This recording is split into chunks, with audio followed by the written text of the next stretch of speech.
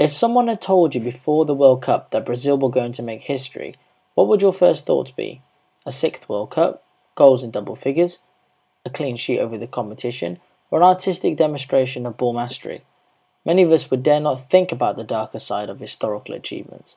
Brazil were the first host to lose by more than 3 goals in a World Cup, their heaviest defeat in international football, and they are the first team in the World Cup to fall behind by 5 goals within 29 minutes. These are some of the damning statistics. The list can go on. I always said Brazil cannot afford to win ugly, neither can they afford to lose beautifully. Brazil needed to win the tournament in style, to play the Brazilian way with flair and zest, the way we've all come to know and love. Brazil lost ugly. Would it have been better for the host if Chilean striker Mauricio Pinala's final strike had gone in against Brazil rather than taking an annihilating 7-1 battering from Germany? Perhaps, but this is why it is fitting. Let's face it, Brazil were poor. Rarely we saw glimpses of brilliance, and rarely for a Brazilian side is not good enough. The World Cup was Brazil's chance to shine. If there was ever a better time to rebrand their status on the global stage, it was now. It was also a perfect opportunity to bury the nightmare that lingered from the 1950 World Cup finals, not to add another mind-throbbing tragedy to their history. This wasn't Brazilian football. Their fate had been slowly etched for years, and this day had been long coming. Somewhere over the past few years, the concept of Brazilian football had become deeply dormant. The Samba, the Brazilians entrenched into the game, had slipped away, almost as if it had been pushed from a cliff and occasionally caught gripping onto a rock or a branch on its way down. Now it has fallen. What those players from the 1960s and 70s such as Zico, Pelé, Garrincha and Socrates had achieved, and the philosophy which they proudly champion, has become nothing more than a figure from the past. Did the current national team forget whose footsteps they were following, and the blueprint of artful football those legends trademarked the footballing world with? Why didn't the host play their game? Where was the Samba? Let's take a look at where it went wrong. Firstly, Scolari's tactics relied heavily on Neymar. He was the key player. The squad knew this, as did the oppositions. Each time the ball was played long from David Luiz, or across the box from Hulk or Marcelo, it was done with a view to scout out Neymar's forward runs. Most Brazilian sides of the past have nurtured more than one key player. Take the 2002 team for example, which included the likes of Ronaldinho, Rivaldo, Ronaldo, Carlos, Cafu and Denilson. The problem with building a team around one player is that in their absence, Plan B is doomed to fail. In the case of this World Cup, a tactical revamp was too late to fix up against an orderly German side. Secondly, Scolari appeared to be overly loyal to his players at the expense of the team's well-being. Although Fred boasts a superb domestic goal-scoring record, he was unquestionably a lumbering mistake. Scolari's reaction to Fred's goal against Cameroon said it all.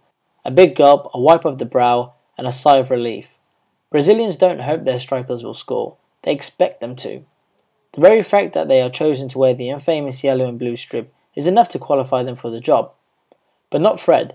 He was a passenger in Neymar's car, a car with limited petrol and a locked steering wheel. Brazil were not without options in attack either. Ronaldinho would have been a better choice over Fred, with his vast amount of experience and his ability to create a moment of genius out of nothing. Thirdly, this Brazilian side appeared to play more defensively in their style. It was as if they went out not to lose as opposed to win.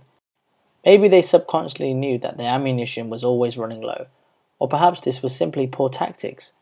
Against Germany, the back line were defending far too high up the pitch. This was easily exploited by the Germans, while huge holes in the midfield allowed the likes of Ozil and Khedira the freedom to penetrate Brazil's final third. In previous games, David Luiz's antics went unseen, but not that night of 7.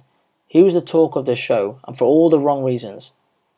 Firstly, his long balls over the top and woeful clearances not only became predictable, but were mostly misplaced, costing the host possession of the ball. Secondly, his forward runs left gaping holes in the defence, with Dante left to cover his shortcomings. Perhaps the excitement of scoring a wonder free kick against Colombia got to him.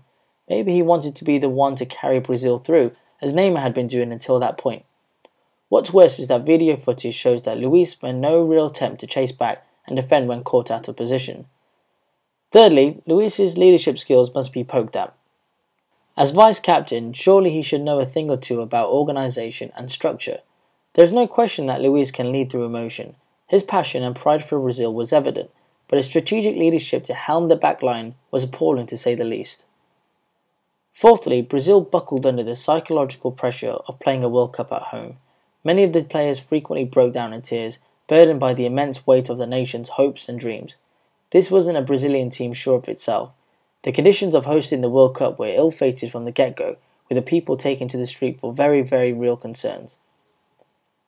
Finally, many of the characteristics of Brazilian football were missing from the current squad. Brazil played with great caution. They didn't play fast and secure, with unpredictable and creative offensive attacking movement like many of the Brazilian teams before them had. There is a need to go back to the basics. What made Brazil the best? The first is technical astuteness. We have come to know Brazilian players as technically very sound, possessing finely tuned ball manipulation skills, control and tricks. Every player on the pitch plays comfortably with the ball at their feet. Players are naturally creative, and while tactically very sharp, they also like to do simple things with flair. Number 2, work ethic. The Brazilians are physically adept. Their high level of fitness enables them to do the work necessary to supply positive numbers around the ball, to play with speed and rhythm, both offensively and defensively.